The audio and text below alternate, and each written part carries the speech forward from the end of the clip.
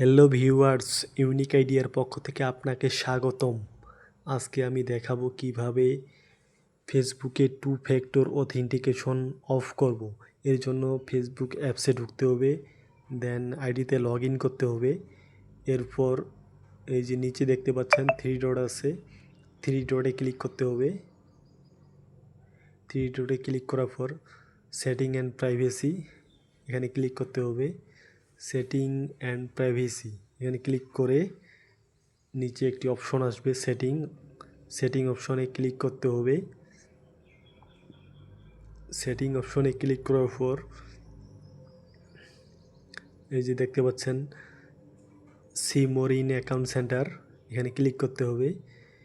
এখানে ক্লিক করার পর এই যে পাসওয়ার্ড অ্যান্ড সিকিউরিটি এখানে ক্লিক করতে হবে।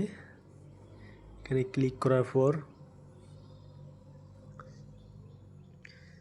এই যে টু ফ্যাক্টর অথেন্টিকেশন অপশনটি আসছে, এখানে অ্যারো চিহ্নতে ক্লিক করতে হবে। অ্যারো চিহ্নতে ক্লিক করার পর এই যে ফেসবুকে ক্লিক করতে হবে। ফেসবুকে ক্লিক করার পর একটি অপশন আসবে। এই অপশনটি আসার মানে হচ্ছে বর্তমানে ফেসবুক অথেন্টিকেশন অফ করা যাবে না।